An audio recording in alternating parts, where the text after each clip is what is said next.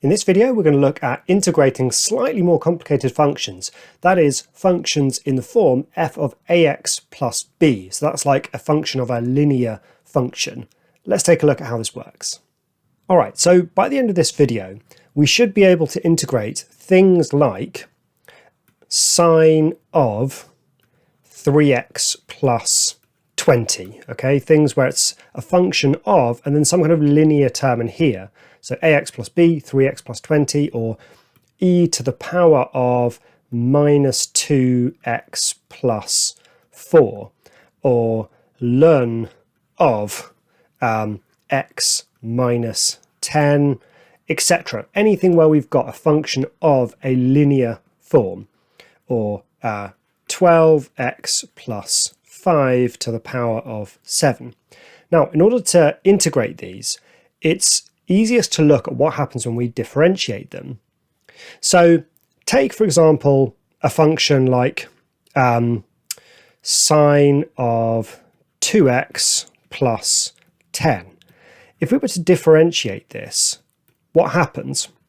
Well, we're going to use the chain rule for this, and the derivative of sine is cos, and so we do cos of our stuff, cos of 2x plus 10, but then we multiply by the derivative of our stuff, which in this case is just 2. So imagine now that I had just shown you this 2 times cos 2x plus 10 and said, can you integrate it? Well, look, the answer is sitting there above. How could we have figured that out? Well, what we would have done, we would have spotted that when I integrate cos, I do indeed get sine, and this 2 out the front must have been the result of multiplying by the derivative of what was happening in the bracket. So, for example, if I wanted to integrate sine of 3x plus 20, here's how I might go about doing it. I might say, well, I know that the integral of sine is minus cos, because minus cos differentiates to sine. So a pretty good guess is it's going to be minus cos. So if it was minus cos 3x plus 20, well, is that my final answer? Well, no, because look, if I differentiated minus cos 3x plus 20, I would indeed get sine 3x plus 20, but then I'd have to multiply by 3, because 3 is the derivative of that bracket. So I compensate by dividing by it. So what I actually want is minus 1/3. Let's just change that to a third. And that would be my answer. Don't forget the plus c. This is the first step in something I'm going to call guess and check, which we're going to explore properly in the next few videos. The idea being that you can sort of guess an answer and then imagine differentiating it and see what your little compensation needs to be.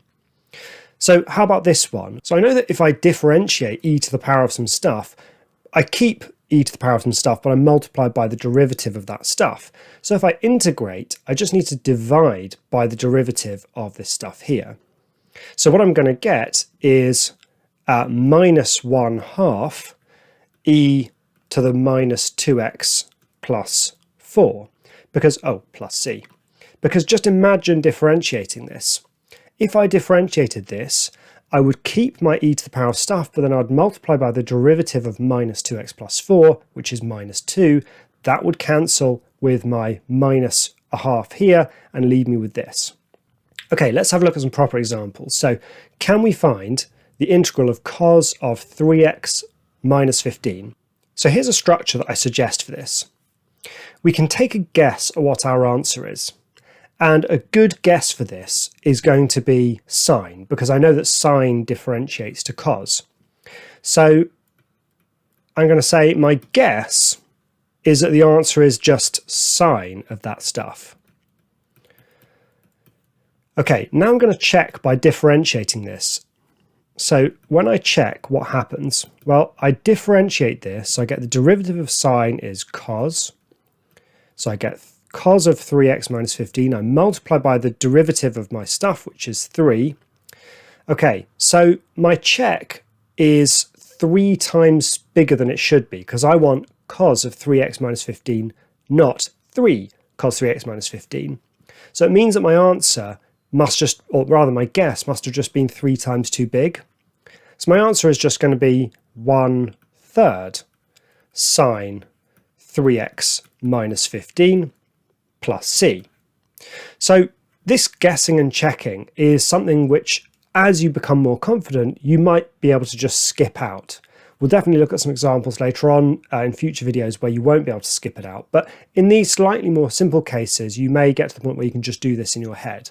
What we're doing is we're imagining what differentiates to this, and I can imagine differentiating sine 3x minus 15. I can imagine having to multiply by the 3 when I differentiate, and therefore I just need to compensate by dividing by it. It's important to point out straight away that this division by the derivative of this bracket only works when we've got linear terms like this, 3x minus 15. It wouldn't work if I had 3x squared, for example. The derivative of that isn't just a number, it's a function. But more on that later on. Okay, let's look at more examples. What about this one?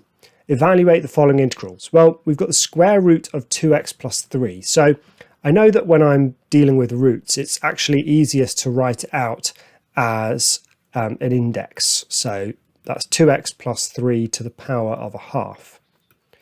So now I'm going to go for my guess. Well, I know that when we differentiate stuff to a power, the power drops by 1. So my guess is probably going to be that the power was just 1 higher.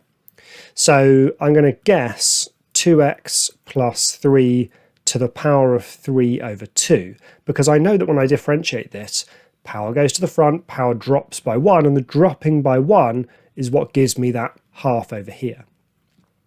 So now I check by differentiating this to see if I just got the right answer. So power comes down to the front, power drops by 1, multiply by the derivative of the bracket, which is 2, neaten it up, and I get 3, because 3 over 2 times 2 is 3, 2x plus 3 to the half. Was I correct? Well, I've actually got something which is 3 times too big. So my answer is going to be a third of what my first guess was. My guess was good. It was just 3 times too big. So my answer is 1/3, 2x plus 3 to the power of 3 over 2 plus c. All right. Finally, let's look at a case of definite integration. So I'm trying to find the exact value of the integral of 4e to the 2x minus 1 between 0 and 1.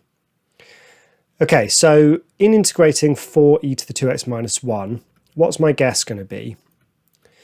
Well, I know that exponential functions, when we differentiate them, we always just keep the exponential bit the same. So I'm just going to guess e to the 2x minus 1. I'm actually just going to forget about this 4. Like, we'll see what happens in my guess. I'll see whether I'm too big, too small, and deal with the 4 later on. So when I check this by differentiating, what do I get? Well, e to the power of stuff. We keep the e to the power of stuff. We multiply by the derivative of that stuff, which is 2. And now what can I see? I can see that when I differentiate, have I got exactly the same as this? No. In fact, it's not as big as it should have been. It should have been twice as big. It means my guess was actually half the size that it should have been, so I just need to double my guess. So my answer here is just going to be 2e to the 2x minus 1, and that's sitting between limits of 0 and 1. So now we just sub in these limits. So that's going to be 2e to the 2 times 1 minus 1, so 2 minus 1 is 1, minus, when we sub in 0, I get 2e to the 0 minus 1 is minus 1, and there's not really anything more I can do to simplify this. It's just 2e minus 2e to the minus 1, and that is the exact value of this function. So I know we could key this into the calculator and get a decimal answer, but they ask for exact values, so there is my exact answer in terms of e. All right, that's all for this video. In the next video, we're going to explore the reverse chain rule. I'll see you there.